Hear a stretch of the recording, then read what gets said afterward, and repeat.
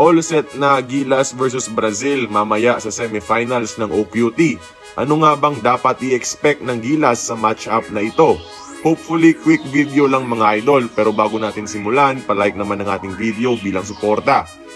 Sa group stage, although world number 12 ang Brazil at 37 ang Gilas, statistically better ang Gilas. This is objective mga idol. We are using actual numbers dito. Gilas ang best offensive team sa groups. Nangunguna sa scoring with 91.5 points per game habang nasa 77.5 lang kada laro ang Brazil.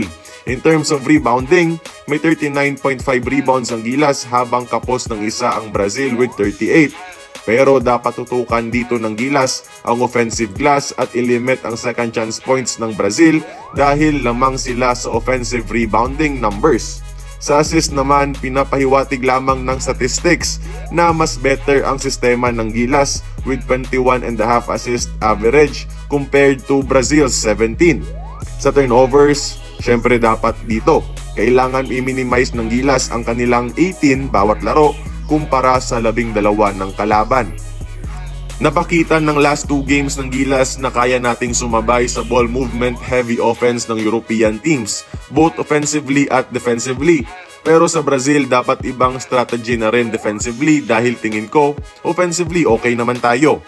Di hamak na mas athletic, mas mabilis, at may possibility na daanin tayo ng Brazil sa physicality na lacking sa mga Euro teams.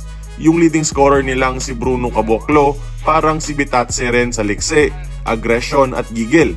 Take note, nahirapan ang mga bigs natin sa agility ni Bitatse. He was dominant early on versus Georgia.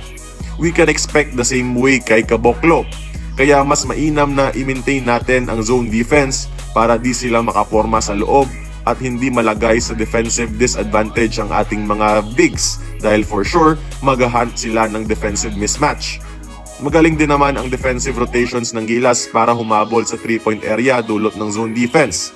At saka 34% lang ang buong Brazil sa 3 habang tayo ang best shooting team sa group stage with 51% sa 3-point shooting.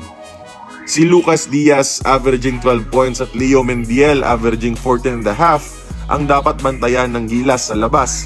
So Huertas at ang lightning quick na guard na si Yago Santos, naniniwala akong kayang i-contain ni Newsome. May 5 NBA players ang Brazil sa roster pero ilan lang dito ang ginagamit significantly. 9-point win lang sila sa Montenegro at tinambakan pa muna ng Cameron bago matalo ng 3. So para sa akin, kaya natin to. Huwag lang sana tayong gulatin bigla sa physical advantage. Basta careful lang ang Gilas at iwas turnovers. I believe in Team Cone's system. Si Kai Soto update pala, negative sa injuries maliban sa pamamaga at game time decision kung maglalaro. Kaya kayong mga idol, tingin nyo, masilat kaya natin ang number 12 Brazil? Join the conversation, magkomento lamang sa ibaba. Kung nagustuhan mo ang ating video, please like, share, and subscribe. I-follow mo na rin ang ating social media platforms for more exclusive sports content. Until then, this has been Courtside Buckets. See you on the next one.